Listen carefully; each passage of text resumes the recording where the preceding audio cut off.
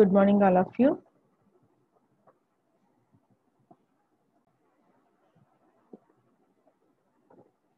In today's class, we're going to discuss about Fermat's theorem. So the statement of Fermat's theorem: if P is prime number and A is an integer such that P does not divide A, P does not divide A, then A power P minus 1 is congruent to 1 modulo M. A power P minus 1 is congruent to 1 modulo M, or A power P is congruent to A modulo M. Okay. So what the given statement explains? So here P is a prime number. P is prime number and A is an integer such that P does not divide A. Does not divide A means it gives some remainder except 0. Okay. P does not divide A. If P divides A means it gives the remainder 0. So here it given P does not divide A means it gives some remainder. Okay. Then we have to show that A power P minus 1 is congruent to 1 modulo M. So what is the definition for congruence? If A comma B are two integers, if A comma B are two integers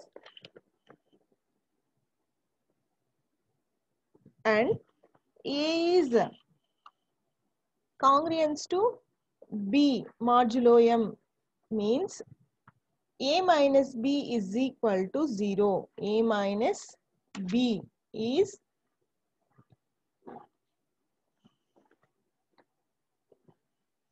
A minus B is divisible by M. It is denoted by A is congruent to B modulo M. So if A comma B are any two integers and M is a positive integer, we say that A is congruent to B under modulo M if A minus B is divisible by M. A minus B is divisible by M means it gives the remainder 0. A minus B divisible by M. It is denoted by A is congruent to B modulo M. Similarly, here we have to prove A power P minus 1 is congruent to 1 modulo M. Okay. Or A power P is congruent to A modulo M.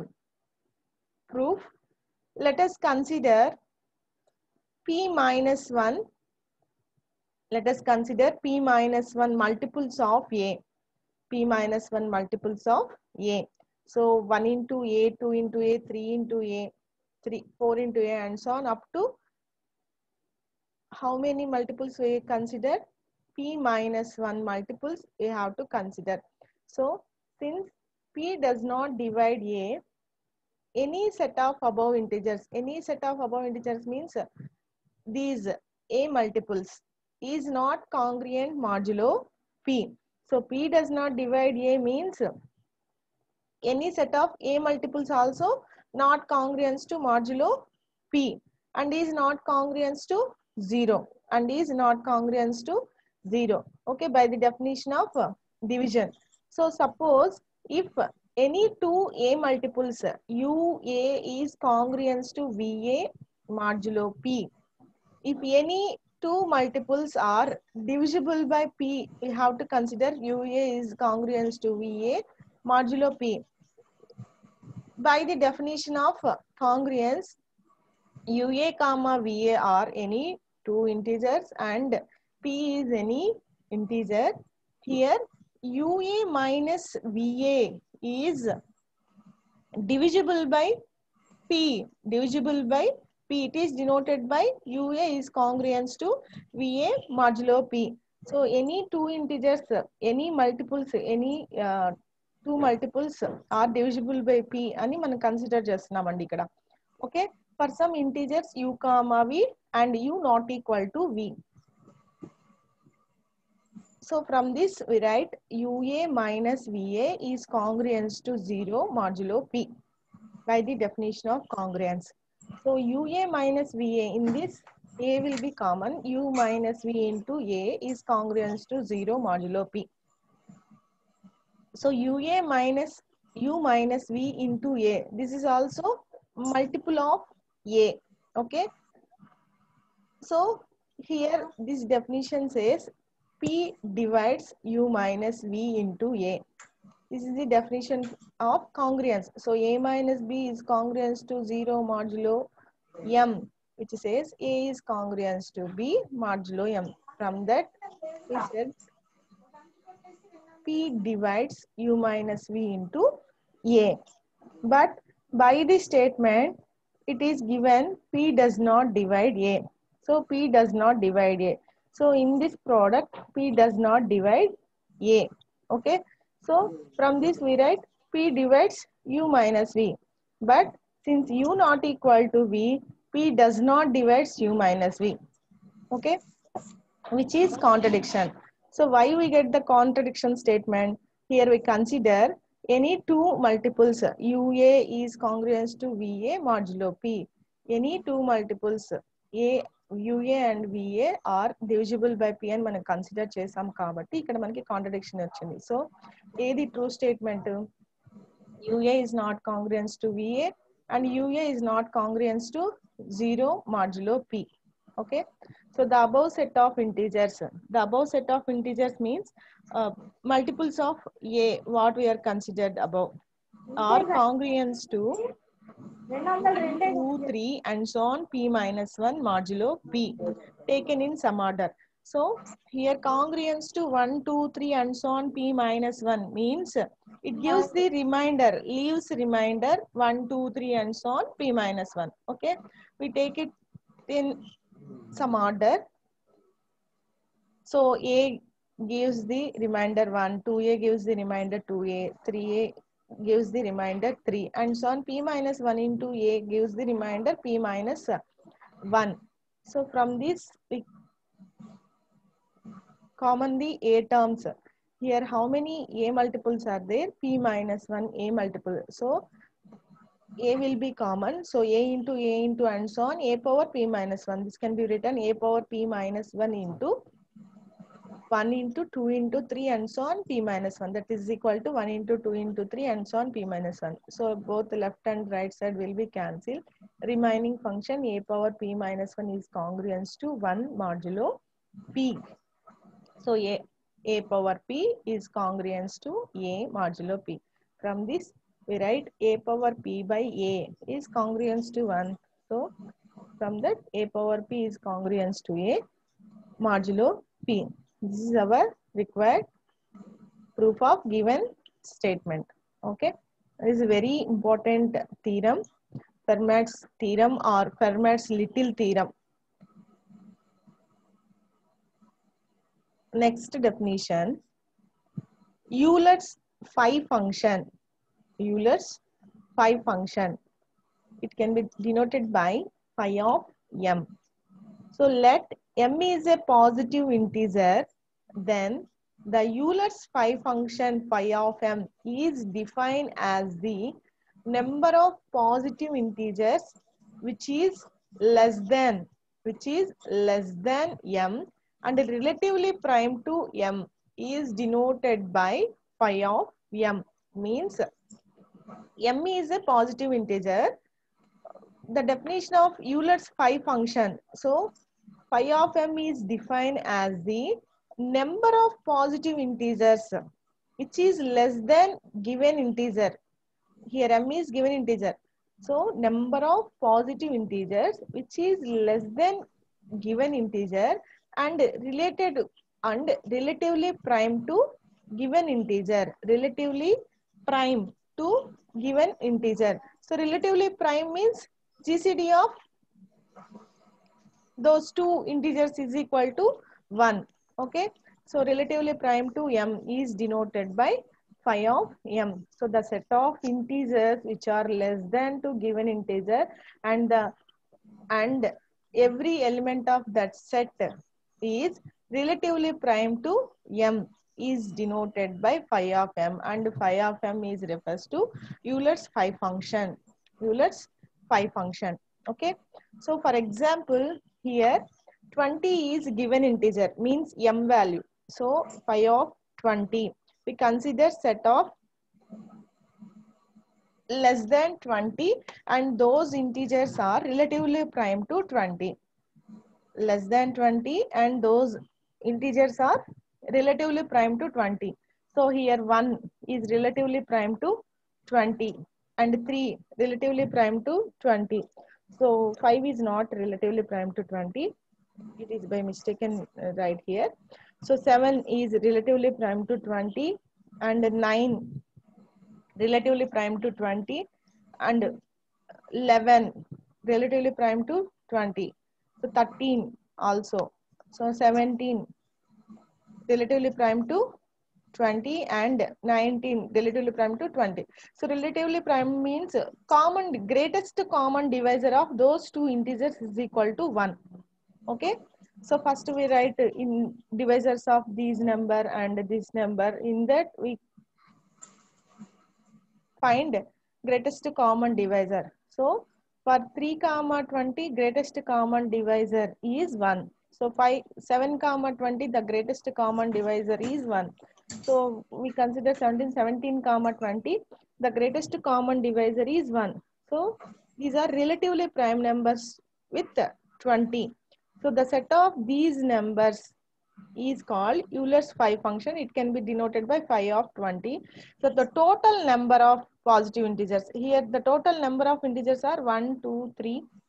So not 5. 1, 2, 3, 4, 5, 6, 7, 8. So phi of 20 is equal to 8. Okay. So the number of positive integers, it represents number of positive integers which is less than m and relatively prime to m is denoted by phi of m. Okay. So here 8 is the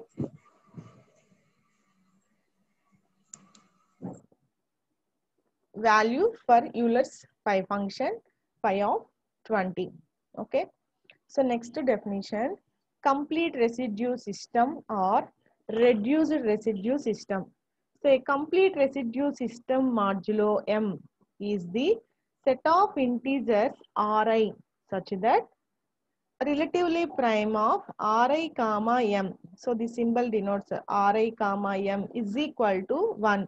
So GCD of Ri comma m is equal to 1 means Ri comma m are relatively prime numbers here. So Ri not equal to Rj modulo m if I not equal to j and such that every x prime to m is congruence modulo m to some member Ri of the set.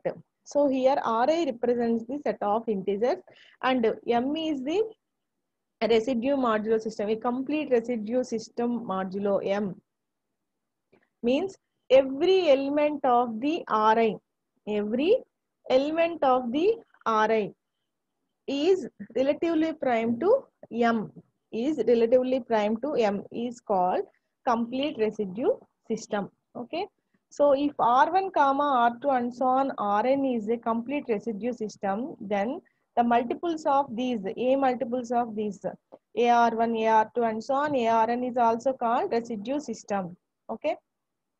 So R1, R2 and so on Rn అనేవి complete residue system అయితే వాటి multiples same value AR1, AR2 and so on, ARn is also called residue system. Okay. So next theorem, last one, Euler's theorem or generalization of Fermat's theorem. Euler's theorem or generalization of Fermat's theorem. Okay. So the statement of generalization of Fermat's theorem is if a comma m are relatively prime numbers, then a power phi of m is congruence to 1 modulo m means a power phi of m. Here phi of m is Euler's phi function. Okay. Euler's phi function. So a power phi of m is congruence to 1 modulo m.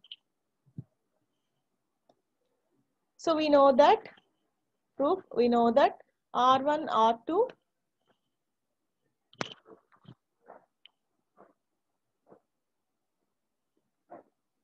R1, R2 and so on are phi of m. Here we consider phi of m, number of positive integers is a complete residue system. Is a complete residue system. By the definition, AR1, AR2 and so on, AR phi of m is also complete residue system.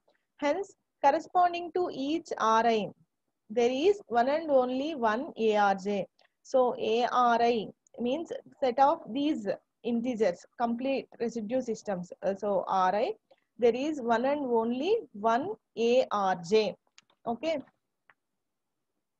So such that Ri is congruence to ARJ modulo M. Ri is congruence to ARJ modulo M. So means Ri minus ARJ is divisible by M, means it gives the remainder 0. Okay. So the members of AR1, AR2, AR3 and so on, AR5M are just congruent to some members R1, R2 and so on, R5 of M in any order. Means these are the remainders of these multiples. So AR1, AR2, AR3 and so on, AR5M are just congruent to some members R1, R2 and so on, R5 of M in any order. So AR1, AR2 and so on, AR5 of M is congruence to R1, R2 and so on, R5 of N modulo M. Okay. So this can be written here. How many A multiples are there? 5 of M.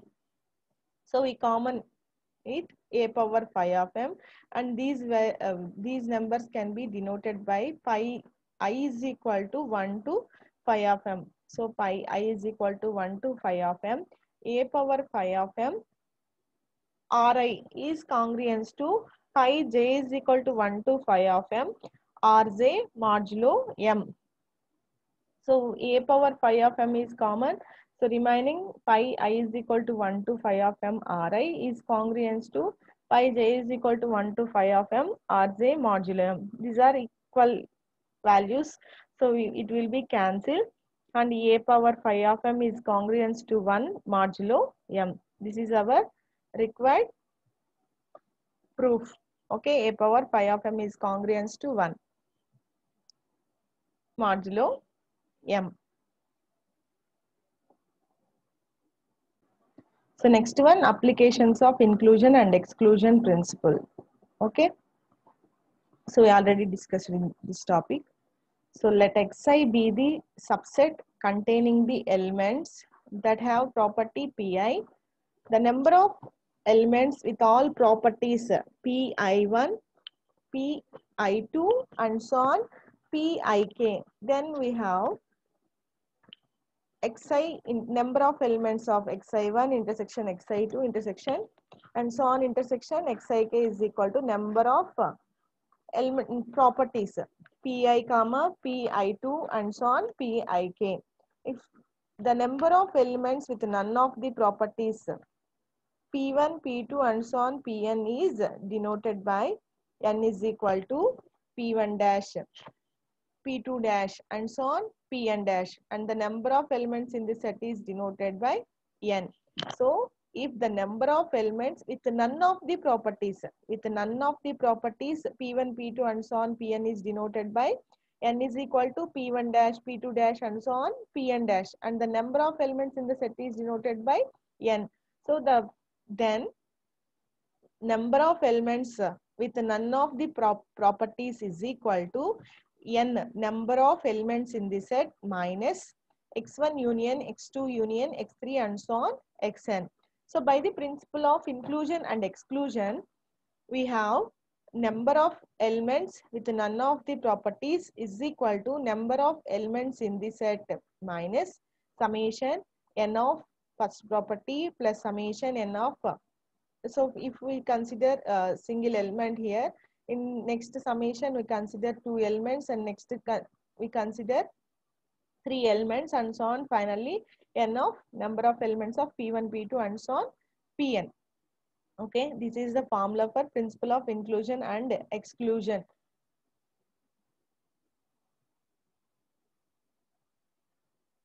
So first problem, find the number of primes not exceeding 100 and not divisible by 2, 3, 5, 7. not exceeding 100 and not divisible by 2, 3, 5, 7. Okay. So here a P1 be the property that an integer is divisible by 2. We are considering P1 be the property that an integer is divisible by 2.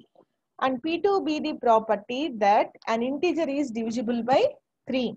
And P3 be the property that an integer is divisible by 5. P4 be the property that an integer is divisible by 7. So, the number of positive integers not exceeding 100 that are not divisible by 2, 3, 5, 7 is. So, not divisible by 2, 3, 5, 7.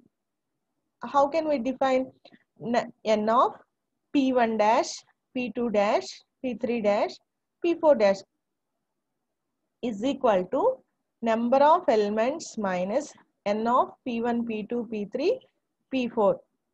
Number of elements with properties and number of elements minus number of elements with properties. Here it denotes n of P1 dash, P2 dash, P3 dash and P4 dash denotes number of elements with not having property. Okay, the given properties are n is divisible by 2. So here the condition is not exceeding 100 that are not divisible by 2, 3, 5, 7. So we considering n of P1 dash, P2 dash, P3 dash and P4 dash. So the formula is n minus n of P1 plus n of P2 plus n of P3 plus n of P4 minus, next we considering two elements n of P1 P2 minus n of P1 P3 minus n of P3 P4 and n of P1 P4 and P2 P4 P3 P4 plus n of P1 P2 P3 plus n of P2 P3 P4 plus n of P3 P4 P1 plus n of P1 P2 P4 minus n of P1 P2 P3 P4 total values, number of elements with properties. So n of P1 P2 P3 P4. Okay, this is the formula expansion for given properties. So total number of elements with less than 100 means total values 99 minus, so number of P1, P2, P3, P4. So 100 by 2 plus property 2 which is divisible by 3. So 100 by 3 plus 100 by 5 plus 100 by 7 minus property 1 and property 2. So 2 into 3, 100 by 2 into 3 minus 100 by 2 into 5 minus number of elements are 100 by 2 into 7 minus number of elements 100 by 3 into 5 minus number of 100 by 2 into 7 minus number of 100 by 5 into 7. Here 5 into 7, how can we write? So P3 and P4. So P3 and P4. So this gives P3 means which is divisible by 5 and which is divisible by 7. So 100 by 5 into 7 plus 100 by P1, P2, P3. So 2 into 3 into 5. Next P2, P3, P4. So 100 by 3 into 5 into 7 plus 100 by 5 into 7 into 2. So plus 100 by 2 into 3 into 7 minus total number. So 100 by 2 into 3 into 5 into 7. So we simplify these values, we get 99 minus 78. Okay. So that is equal to 21. So thus the number of integers not exceeding 100 that are divisible by none of 2, 3, 5, 7 is 21. So none of 2, 3, 5, 7 is 21. Hence the number of primes not exceeding 100 is. So here these 4 also prime numbers. So hence the number of primes not exceeding 100 is 21 plus 4 values. So that is equal to total value. Those are not exceeding 100. Total prime numbers. Those are not exceeding 100 is 25. Okay. In this way we find the given problem. Okay, next one. So how many solutions does x1 plus x2 plus x3 is equal to 11 have where x1, x2, x3 are non-negative integers with x1 less than or equal to 3, x2 less than or equal to 4 and x3 less than or equal to 6. So here given summation of x1 plus x2 plus x3 is equal to 11, means total number of solutions 11 have where x1, x2, x3 are non-negative integers with x1 is less than or equal to 3 and x2 is less than or equal to 4 and x3 is less than or equal to 6. Okay, these are the given properties for three solutions. Okay, so here it given sum of the three solutions is equal to 11. So here total number of solutions is 3 and total number of these three numbers is equal to 11 solutions. Okay, so let P1 be the property x1 greater than 3. So x1 less than or equal to 3, that can be written x1 greater than 3. Next P2 be the property x2 greater than 4 and P3 be the property x3 greater than 6. Okay, so the number of solutions satisfying the equation. So the number of solutions satisfying the equation x1 less than or equal to 3, x2 less than or equal to 4, x3 less than or equal to 6. Here it is given in problem is, so the formula is number of P1 dash, P2 dash, P3 dash is equal to n minus n of P1 plus n of P2 plus n of P3 minus n of P1, P2. N represents number of solutions. So minus n of P2, P3 minus n of P3, P1 plus n of P1, P2, P3. So where n is the total number of solutions. So we have to find the values n value, np1 value, np2 value, np3 value, but it is not given directly. So from this solution we have to find those values. So we using combinations, okay, where n is the total number of solutions. So here what is the formula for combinations? N plus r minus 1 CR. So here total values n is equal to 3 and the total solutions r is equal to 11. So we substitute these values here. We get number of solutions. So 3 plus 11 minus 1 C 11. So here combinations are 11. So 13 factorial, 11 factorial, 13 minus 11, 2 factorial. And the simplification value is 78. So n is equal to 78. Similarly, we find n of P1, n of P2, n of P3 values using combinations. N of P1 is the number of solutions if x1 greater than or equal to 4. So what is the condition? X1 greater than or equal to 4. So here n is equal to total values x1, x2, x3, total 3. So n is equal to 3 and r is equal to 11 minus 4. So what is that? 7. 11 minus 4 is equal to 7. So we substitute these values in this formula. We get number of P1 is equal to 36. Next, number of P2 is the number of solutions. So here property 2 condition is x2 greater than or equal to 5. So total n is equal to 3 and r is equal to 6. 11 minus 5, we get 6. So we substitute these values, we get n of P2 is equal to 28. Okay. So n of P3. N of P3 is the number of solutions if third property is x3 greater than or equal to 7. So n is equal to 3 and r is equal to 4. So 11 minus 7, 4. Okay. So we substitute these values, we get n of P3 is equal to 15. So n of P1, P2, the number of solutions is here the properties are x1 greater than or equal to 4 and x2 greater than or equal to 5.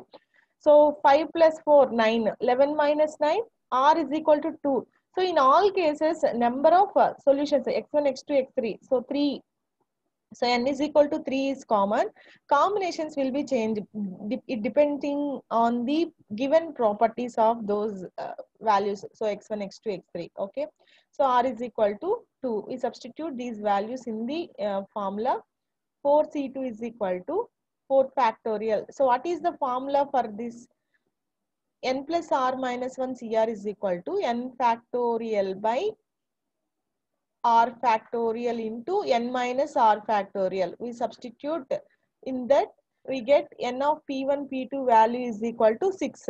Okay, so n of p2 p3, the number of solutions is x2 greater than or equal to 5, x3 greater than or equal to 7.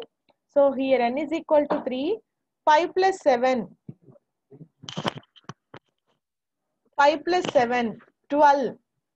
So 11 less than 12. Okay, 11 less than 12. So here but total solutions are 11. Here no solution in this case. We get x2 plus x3 is equal to 12. So but total solutions are 11.